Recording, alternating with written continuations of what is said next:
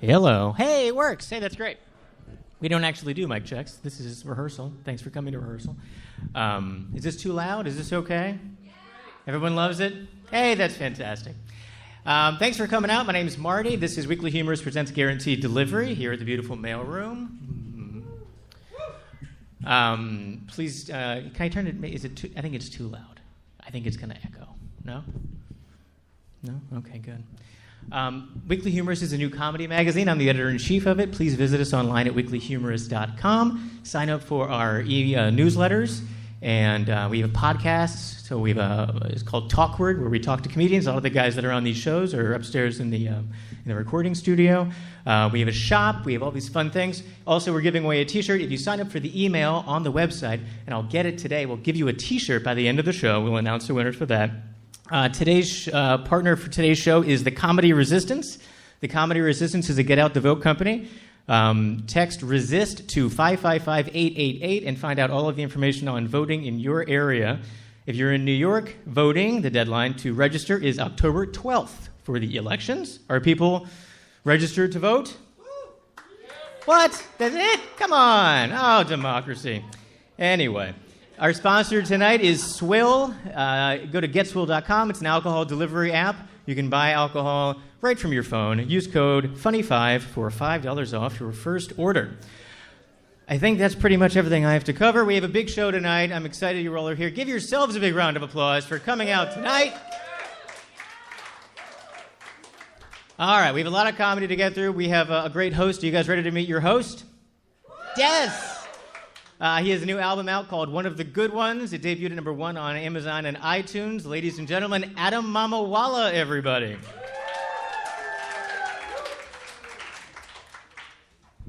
Hello. It's very loud. Yes, it is. Let's fuck around with the mic. It's very professional right from the get-go. One more hand for Marty Dundix, everybody. There he goes. He's running around. Good. Everything's good. Everything's fine. It's a very professional operation we have going on. All right, that looks good. How are the lights? Are the lights good? Lights are good? Okay, great. Cool. This is how we start all of the shows, by doing a sound check in front of people. Great. My name is Adam Mamawala. It's nice to be here. Who here is at this show for the first time? Round of applause or hands or whatever. Okay, cool. I should have done the other way. Has anyone been to this show before? Okay, great. Do I look remotely familiar to anybody? I've been here before, vaguely. Good. I'm very memorable. There's one guy who might think he's seen me, but he's not sure. And that's enough to keep me going for at least 2 more weeks. I assume most of you live in the city. Some of you probably live in this building. Is that also true? Yeah? No? Huh? You work in this building? Very cool. I do not work. I didn't even know this part of town existed, if I'm being completely honest, until the first time I did this show. But it seems nice here. I live in a not as nice part of New York. I've lived in New York for about 5 years. And that is apparently the exact amount of time where you start to empathize with the wrong people. That is the point that I'm at. There was an incident. I was getting a $1 slice of pizza a couple weeks ago. Hold your applause. And I'm doing very well. I'm in line behind this guy.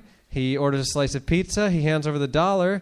The employee slides him the slice of pizza just loose on the counter. No plate, just metal counter pizza. The guy buying it, understandably incensed, like, well, what the hell is this? Where's the plate? The guy selling it to him, who was Russian, which as a rule you should not buy pizza from Russians, said, and I quote, "You pay for a slice of pizza? I give you a slice of pizza." So, objectively, an amazing response. The guy buying it turns to me to look for support, and all I can muster up was, he did give you a slice of pizza. So, I'm a full-on sociopath. That's what happens when you've been here too long. As you may be able to tell from my face, I am what you would call an off-white gentleman. That's how I describe myself. I had a meeting recently with a casting director, and she goes, it's very important in this business that you know how people perceive you. Like, how do you think people perceive you?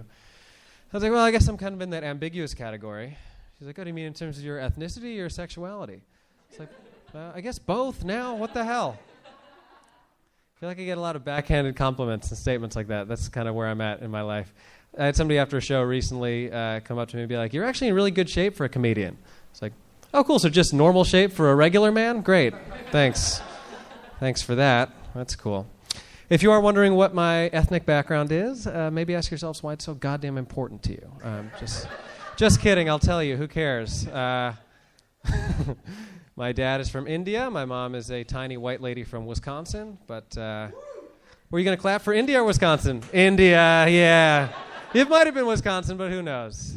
It could be both, but it's not likely. But listen, I know what I look like. You know what I mean? Like, I get that I don't look even remotely Indian, and that's why it's funny to me. Sometimes I get sent out for these auditions to play, like, Raj, the computer technician, and I never get those parts, but I shouldn't because that's not what I look like. If I saw myself on TV playing that role, even my reaction would be, with all the talented Indian actors in the world, why the fuck did they cast this Mexican dude? I'd be very offended.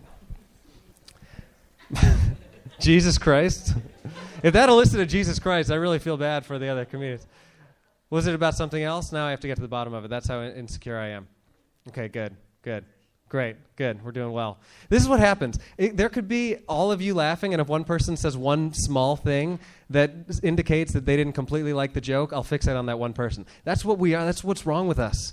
This is not even comedy anymore. I'm just telling you how fucked up all of us are. I look like I have it together. I'm a fucking nightmare. I'm terrible. Do you know how much I wish I were dumb? Every day I wake up and I just say, why am I not dumb? I would be so happy. Do you ever think about that? I really think about that a lot. I know this is a weird tangent. Do you? Yes. Oh, okay. Yeah, see, it got me on a whole tangent. It had nothing to do with me. But I make it about me. I have a car. Anytime I drive and somebody honks, I always think they're honking at me. My wife is like, "What the fuck is the matter with you? Nobody's honking at you." It's the equivalent of that here. Thank you for explaining. I will still internalize this and think about it later. Here's what I'm trying to say, because it led me to something that I do want to talk about. Sometimes I just wake up and I'm like, I want to be dumb. That's a goal of mine now. And not like fully dumb, but if I could be like 25% dumber, like if there's like a quarter lobotomy I could get, I would take it every time. Like just dumb enough that I don't worry about every facet of my life all the time, every day. That seems amazing. Because you guys seem pretty smart. I don't know if you know any dumb people. They're having a fucking blast. And man, that seems really great. Because I got to tell you, I've tried to meditate. I can't do it. I cannot get the thoughts to stop floating around in my brain. So really, if you think about it from that perspective, stupid people are essentially in a constant state of meditation. There's just nothing going on up there. No wonder they're so happy. That seems great. Like, if you think about it, there's a reason that smart people are always the ones who commit suicide. I know it's a very dark way to start the show, but it's true. The only time stupid people ever kill themselves is when they do it accidentally. I'm trying to get you ready for what may happen later tonight. I don't know what that implies, and I wish I hadn't said it. My wife is from Maine, which, if you haven't been there, is the south of the north, and she's very smart, but there's a lot of dumb people up there. And there was a guy a couple years ago on the 4th of July who he lit fireworks off on top of his head. And I don't want to spoil it for you if you're going to look it up after the show, but he died immediately. And I don't feel bad making fun of that person, because if you're that truly dumb, he was probably psyched to go out that way. Like, if there's an afterlife and he got up there and he's like, "Hey, God, how did I go?" And God's like, "Hey, you blew your head off with fireworks." You're probably like, "That's fucking sick!" That's just how I would have wanted it. Anyway, I just really want to be dumb. My wife's name is Allie, but she spells it A-L-I, so on paper it looks like I'm in a same-sex relationship with a Muslim man, and if you're wondering, she did not take my last name, which frankly I understand. I feel like if your name is Ali Mamawala, you're legally an Uber driver, so she made the right call. Allie and I have very different schedules because I do this and she makes money, and I don't see her that much. It's our arrangement. I don't see her that much during the week, and as a result, we usually have sex like once a week on the weekends. So we were talking about that recently. I was like, we're a young married couple. I feel like we should be having sex more. She was like, honestly, I'm in the mood all the time. You're just not around that much during the week. If anything, one of these nights when you come home late from doing your shows, you should just come in really quietly and come into the bedroom and pull the covers down and start undressing me and start fooling around. That's actually like a real turn-on for me. I think it'd be really hot. I was like, first of all, let me just say, you are an amazing woman, and I'm so lucky to be married to you, and thank you so much for even suggesting that. Let me just tell you that what would turn me on would be for you to write all of that down and get it notarized and then videotape yourself saying it. And then I'm still not going to do that. There's no way I'm doing that. That seems problematic in every way. I had a sex dream about my wife recently, and I told her about it because I thought she'd be excited. And she was like, no, you didn't. And I was like, yes, I did. She was like, well, how do I know it was about somebody else? It's like, because I also have those dreams, and I don't tell you about them. It's a good rule of thumb. I've lost some of you, but I'll get you all back. Again, that's a pep talk in my own brain. Let me tell you this, and then I think I'm gonna start bringing some comedians up. Allie is... I am a comedian. Don't you dare. Don't even think about it. You know I'm already in a weird headspace that I've put myself in through my own doing. Allie's very smart. I will say she's smarter than I am, fully willing to admit that. But I think when you're smart, you have weird knowledge gaps sometimes because 99% of the time, she is the smartest person I know. And then the other 1%, she says the dumbest things I've ever heard a human being say, like twice a year. The most recent one, I'm a huge baseball fan. I was watching a game a couple months ago. Out of nowhere, she goes, isn't it crazy that only 11% of people become professional athletes? I was like, hold on. 11% of all people become professional athletes. I believe there's approximately 7 billion people in the world. So just doing some quick math, if I may, you are suggesting that over 700 million people are professional athletes. Now, this is where a normal person would admit they heard the wrong statistic and move on. What my wife said was, there are a lot of sports. Truly insane. This does not create a situation where I can just make fun of her everywhere we go for the rest of our lives. Like if she was here right now, I'd be like, can you believe that 13 people at this show are professional athletes? That is so cool. We need to meet them. That's very cool.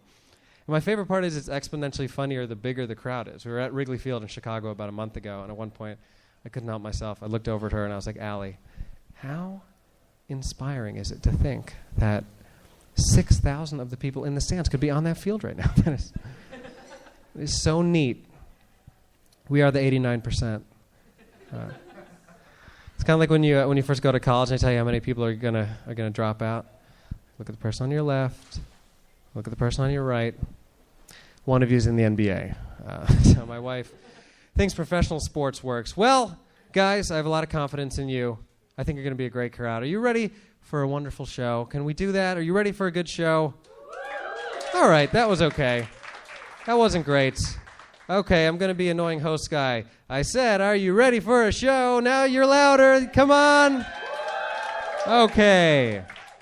Your first comic, she's so funny. She just won the Laughing Devil Comedy Festival. It's a big deal. Please give a warm welcome to Sally Ann Hall, everybody.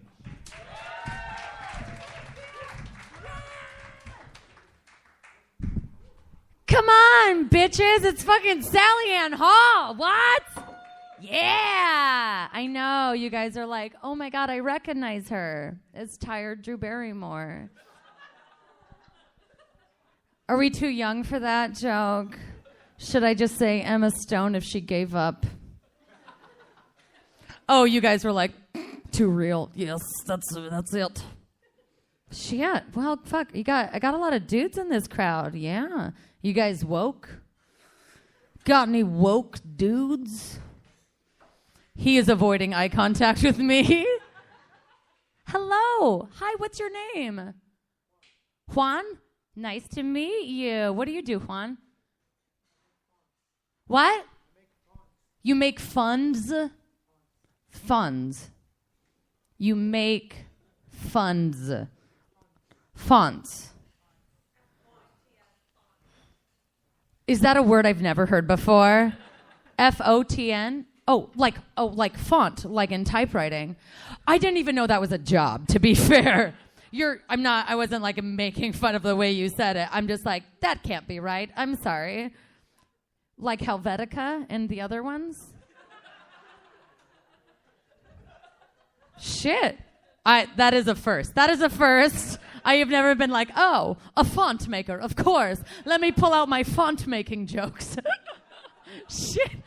Fuck, Juan, you got me. All right. Well, I'll just talk about me now.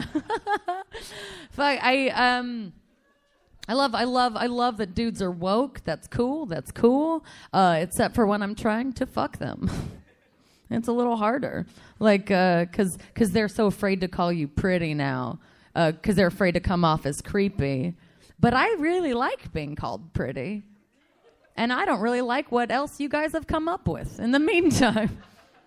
Like, when a guy was hitting on me and he was like, oh, I was staring at you from across the room. I'm like, go on. And then he was like, I have to know, what's your ethnicity?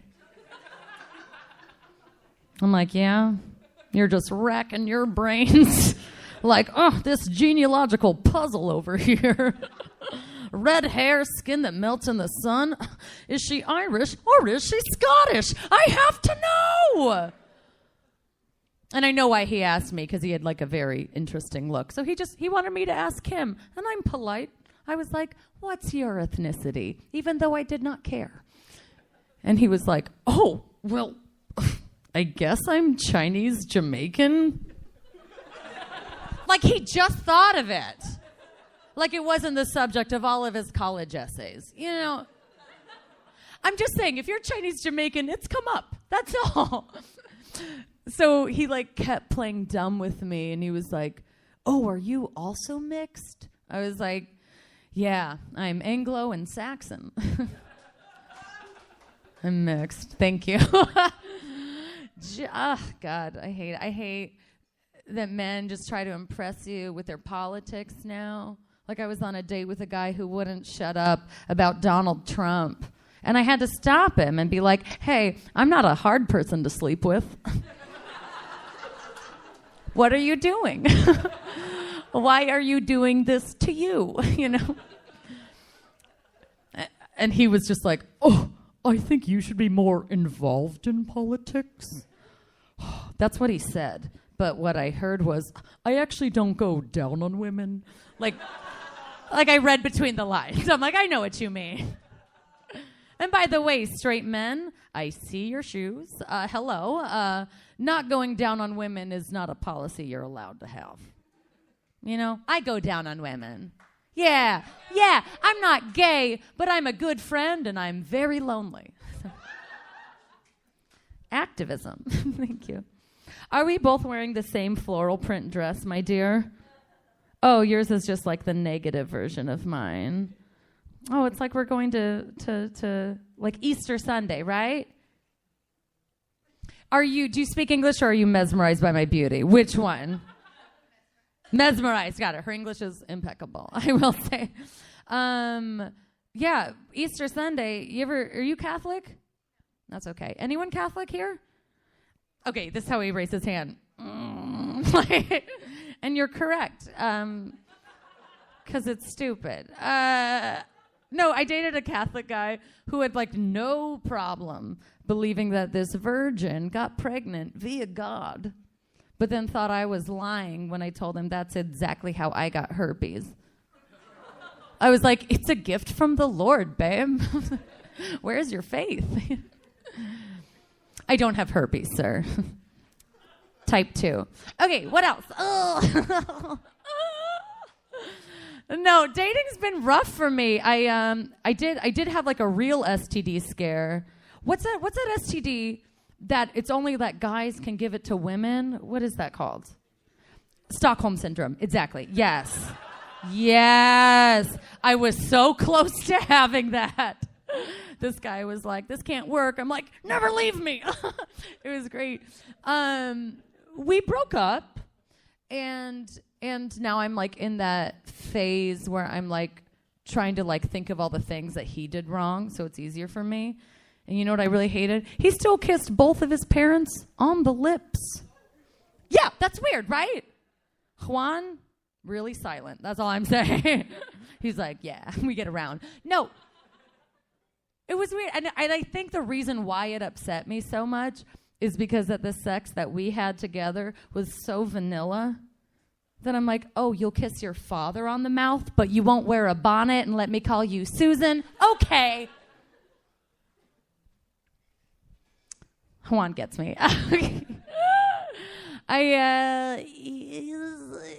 I think I was on a date with a guy recently, like trying to rebound, and the conversation came to murder, as it does at dinner, and And we were talking about this cold case where this guy strangled his girlfriend to death. And my date, he was like, look, but if I were to strangle you, here's how I would cover it up. And I was like, excuse me? You think of me as your girlfriend? Oh my God. Yes, I got one. I'm so lonely. I'm so lonely. How lonely is she? I made a playlist. You know how sad that is. Yeah. You know, like last time I was this sad, I went to a restaurant alone, and I told them it was my birthday so that the staff would sing to me as I sat and ate alone. Yeah, I'm Applebee's sad, guys. Thank you. What's your, who are you? You doing, you're like a supermodel in like a sweater being like, I'm just adorable. Wow. You're anxious because of my body. Are you attracted or intimidated? One or the other. She just went, pass. Thank you. I did ask a guy what he thought about my body recently, and he said, yeah, you have like a leisure body. And like, here's how like much I guess I've stopped caring about the opinions of men. I was only offended that he actually pronounced it leisure. I was like, ugh, didn't sleep with that guy again, right? Because he wouldn't let me. So sad. What else? I do love this about men. You guys have this beautiful, amazing ability to just shut off that part of your brain that feels shame. It's a gift. Because I have a girlfriend of mine, she's like, I got so drunk that I pissed my pants. So now I'm sober. And I have a guy friend who's like, I got so drunk that I crashed my car, got arrested, got a DUI. So now I drive carefully. It's just, and like one time I was at a show and this guy came up to me and he was like, you were really funny up there. And I was like, I have not gone on stage yet. And without a shred of embarrassment, he goes, oh, I saw a girl go on stage, so. What? How do you get like that? Because I don't know a woman in my life who would make that mistake and survive, you know? Like one time a girlfriend of mine, she got the names of 2 different black men confused. And we haven't seen her since. And it wasn't even like 2 of our friends. We were watching TV and she was like, love Samuel L. Jackson. And we were like, Jessica, that's Denzel. And she was already packing her bags like, bye-bye, okay. You'll never see me again. Somebody finish my iced tea. And we were like, Jessica, that's Ice Cube. Get out of here! Do you know who those 2 people are, Juan? Okay, great, yeah. I know, I'm like a flight attendant. I'm like, I'm going to need a verbal confirmation before I leave. Okay, well, great. I guess I will leave you with... Okay, I will say this about straight men. I love you guys. Here's my ultimate issue, is that you can get your hair cut, and they're like, I don't notice that because I'm straight. But when it comes to boob hairs, straight guys are suddenly Sherlock fucking Holmes. Yeah, how can you smell a boob hair from a mile away like it's a rare truffle and you're a pig? I don't get it. You're straight? What do you do when you find a boob hair? Give this man a Nobel Prize. That was beautiful. Give it up for him. That's gorgeous. That's correct. He's like, keep it moving. Ain't no thing. That's amazing. Because there's no sexy, chill way that as a woman, you can save that moment once you get a boob hair pointed out to you. You're like, oh yeah, what? Make a wish. Guys, you've been amazing. I am Sally Ann. Give it up for your host!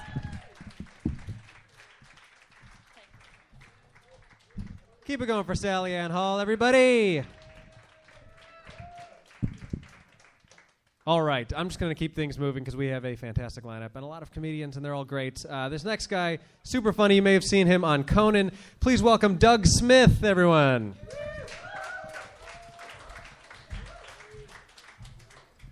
Hi, everyone. How are ya? All right. You're acting like you're at a school assembly. You're like, well, it's better than class, but it still sucks. Okay.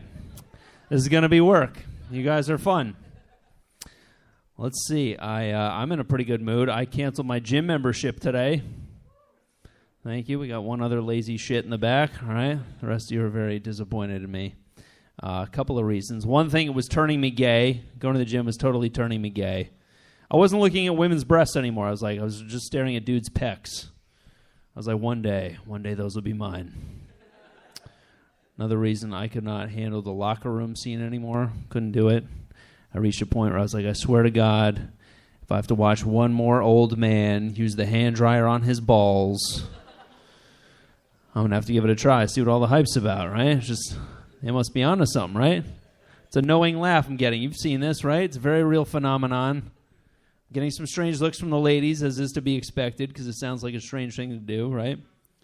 It is, right? Because the hand dryer's up here, your balls are down here. But I guess the rationale is, well, I lift my hands up to the hand dryer, so surely I can do the same thing with these babies. The amount of old dudes I've seen just stretch those scrotes up to the sky like they're trying to shake the wrinkles out of a fitted sheet. It's unbelievable. Sometimes they don't even do that. Sometimes they just let the wind take them. It's just like watching a bulldog with his head out the car window. It's like, I don't even know what's what over there, you know? Worst part about it, though, some of these dudes, I've never even seen them work out. Never once. So as far as I can tell, their entire gym regimen is just shower, sauna, traumatize the rest of us. That's all they're doing. Who's the font maker? You? You're just throwing each other under the bus? It's you. My first reaction when I heard there was a font maker, I was like, don't we have enough of those? Right? I think we're good on the font front. Every time I try to pick out a new font, I'm like, there's just too many choices. Give me 3. I need to check all of your pulses. I'm going to come off stage and get all of your vitals. Unbelievable. Wow. My internet went out the other day, and I had to call Spectrum. That's always a nightmare, right? Spent 10 minutes on the phone yelling at this Spectrum rep who couldn't find my account information. And then I was like, oh, shit, I have Verizon. Yeah. This guy was really cool about it, though. He just took a deep breath. He was like, okay, is there anything else I can help you with today, sir? I was like, yeah, I could use a hand pulling my head out of my own ass. Sure. Get over here, buddy. So I profusely apologized to him. I get off the phone. I was like, man, that guy was so cool. Why was he so cool? And then I was like, well, I did repeat my name and address multiple times, so why freak out on the phone? He can come kill me in my sleep, right? He's going to wake up with a pillow over my face. How's your connection now, motherfucker? He's at least got to change his phone greeting, right? I think from now on he's going to be like, hello, thank you for calling Spectrum. Do you have an account with us, or are you a burnout who needs a minute? Give it some thought. I don't want you guys to think I'm an asshole because I said I was yelling at this dude. I'm actually I'm a very non-confrontational person. I'm a pathological people pleaser by nature. Case in point, one time after television taping, I ate a weed edible, and as per usual, I immediately started dying. So as I was lying there on my hotel room floor, full face of makeup, completely nude, dying, I thought, well, at least this will make things that much easier for the mortician. It's like he's going to peel the sheet back. He's like, wow, I get to go home early today. And a full face of makeup, he disrobed himself. If only he did his own embalming, I'd be out of a job. Like, seriously, my biggest fear, most people's biggest fear is dying, right? My biggest fear is dying right before I complete your Venmo request, right? Everybody else is walking around mourning my loss, but there's one dude out there who's like, that son of a bitch still owes me $9 for tacos. That motherfucker. I'm a dad. Any parents in here? Yeah? All right, cool. The rest of you single swinging dicks. What do you got? 9-year-old son. I love how I ask you like it's a breed of dog. What do you got? A 9-year-old son and how old's your daughter? 5-year-old daughter. Wow. You still like them? Yeah, good for you. I have a 3-year-old son. It's It's a handful. I think my son might be having some gender identity issues. Because the other day, he comes storming in the room. He's wearing his mother's bra. He's got lipstick all over his face. And he just goes, "I'm a lady." I was like, "No, you're not. You're a little boy." He gets real angry. He just goes, "I'm a lady." And I was like, "Oh, my God, do I have the world's youngest trans person?" And I was like, there's got to be a scholarship for that. Right? That application essay is going to be a slam dunk, too, right?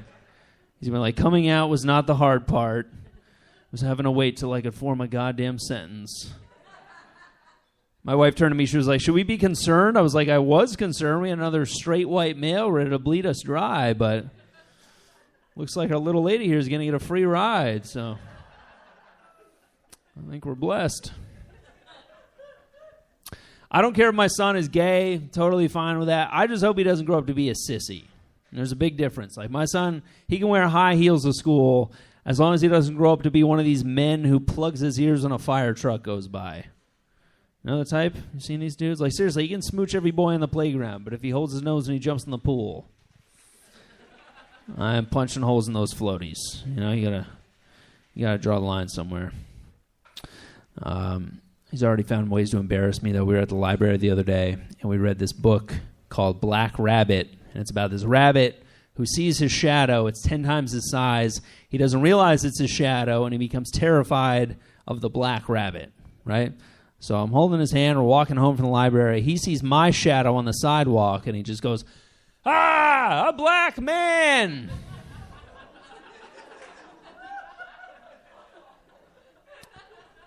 I was like, "Whose racist 3-year-old is this?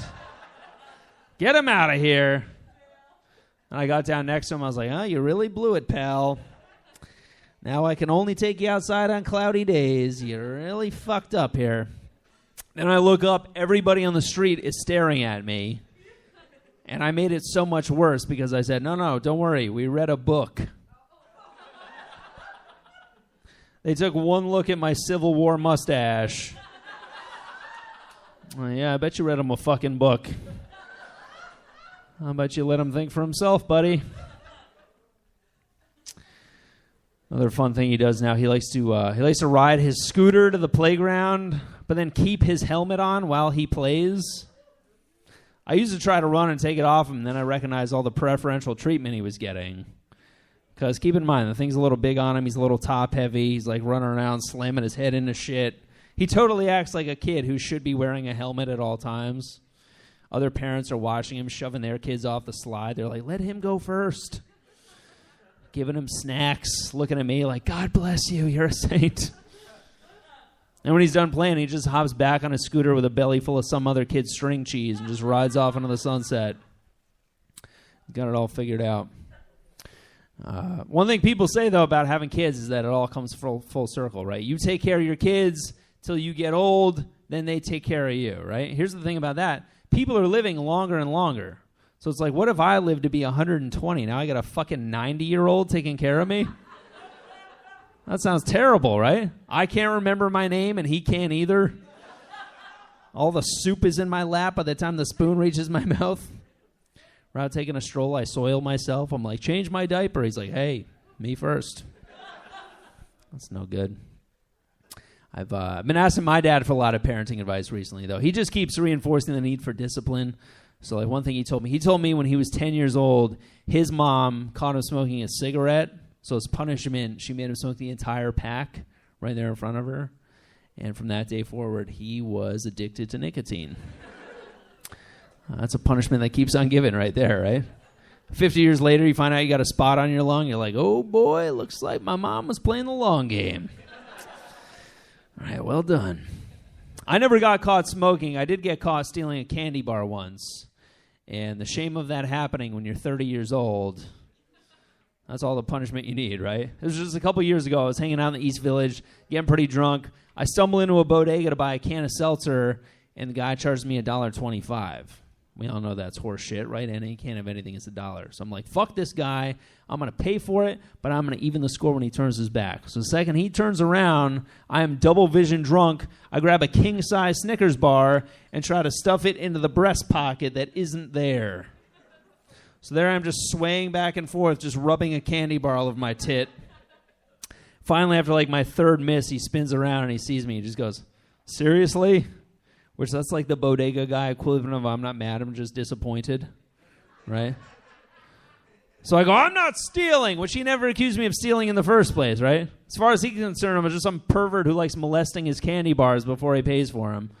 So I go, I'm still shopping, and I slam the Snickers on top of the counter, and then I proceed to take every other Snickers bar and pile it on the counter to cover my tracks. And my attempt at a $1 theft wound up costing me $11.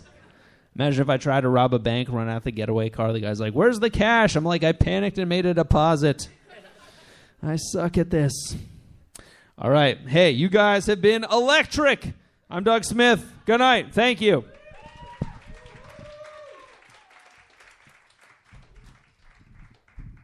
Doug Smith, everybody. Come on. I got to tell you, during Doug's set, I went to use the bathroom, and I don't mean to eavesdrop, but I overheard a full conversation in German where the only two words in English were comedy show. And you don't have to reveal yourselves now. They may not even be here. But if you were those people, talk to me after the show. I want to know what that was about. That's it. I'm very intrigued. This just happened. Okay. You guys ready for more show? Yeah, you are, right? I was going to say, yeah, you are, to hedge my bets, but it seems like you actually are. This next guy, you may have seen him on Access TV's Gotham Comedy Live. Please welcome Jason Cantor, everybody. Hey, Adam Mamawala, everybody. Thank you. Sorry for dressing down. It's laundry day. I was drinking out of town all week. It's good to be here, though. I forgot this is a nice guy. You got a fucking... Is that an ascot? Beautiful. Fucking beautiful crowd. It's good. It's good to be back in New York, a city where you can just get as shit-faced as possible, and there's always a Uber, taxi, train. You don't have to worry about that shit. I grew up in Ohio. Yes, go Buckeyes. I went to jail for 3 days for a little drinking and driving misunderstanding. True story. I got pulled over, 100% true story. I got pulled over coming out of a McDonald's drive-thru at 2:30 in the morning after the Super Bowl, and somehow the cops cracked the case that I'd been drinking. Very, very good cops. So I got cuffed and taken away, okay? And my buddy's sitting in the passenger seat of my car, and the cop walks over and he taps on the window with the flashlight. He goes, son, are you sober enough to get this vehicle home? And my buddy goes, sir, until you said something, I didn't even know I was in a car. And those are the types of people I like to drink with, too, like people that are going to challenge me. So you're not going to get better unless you're challenged, and I want to be the best at that. So Starbucks doesn't sell, they don't sell margaritas. They started selling booze in some of the states. They do not sell margaritas, okay? But what you can do is take an iced coffee, get it, take it home, just dump that shit out because it's disgusting, all right? You can make a margarita in that cup. And you're just walking around in public, and people think you've got like a fancy, like super healthy green tea and shit. They think you're better than them. Meanwhile, you're just getting shit-faced at a child soccer game. Okay? That's how I fucking... All right, you pussies. All right, you fucking...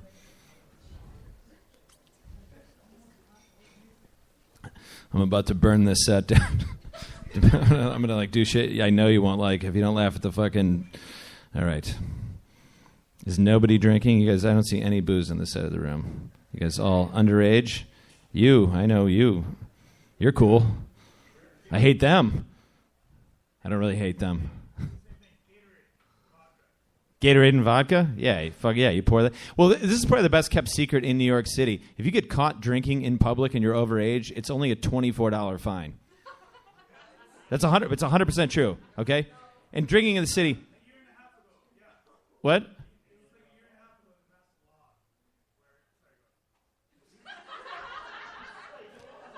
No, it's still $24, right? No, it's been that way for years. It's been so like I tell tour I do shows for like tourists and shit. I'm like drink in public, like no one like it's $24. Like drinking in the city, this place has some pretty good deals, but like drinking most places, you know, it's like $15 to $18 a cocktail and shit. Like I just walk around in public with a bottle of beer, like it doesn't matter. Okay, the other day I walked from the East Village to Greenwich Village and I had a bottle of Pinot Grigio. I figure like that's when you're not going to get caught on. People are going to be like, what is that, some sort of fancy Italian fucking mineral water or something? Like, It's got that like, you know, minerally hue from the boot. You know, you can. But yeah, like, but if you get like, I've gotten caught twice. I've gotten 2 tickets over the last 5 years. I've paid $48 in fines. I actually sat down and did the math. I've saved $154,000 by drinking in public. Okay, thank you. There we go. Now we're back on fucking track here, guys. So I'm not having kids. That's one thing I've decided. I do love drinking. I have 2 nephews. Okay, they live back in Ohio. I have 2 nephews that live back. The joke is not going the way you think it's going to go, okay? I have 2 nephews. I feel like they're 8 and 11 years old. I feel like one of those guys is probably going to be my best odds for a liver transplant match. They get whatever toys they want from Uncle Jason, okay? I sound like I'm being a responsible uncle when I talk to them about the evils of alcohol, but really I just want their livers to be in mint condition like 8 to 10 years from now. Like, sure, I'll probably help you with college, but let's get some blood work done first. Before we make any decisions. And you don't have to get good grades with me. You don't have to get A's or B's. You can get C's. As long as it's not hepatitis C. Which, for this side of the room, it's a liver thing, guys. The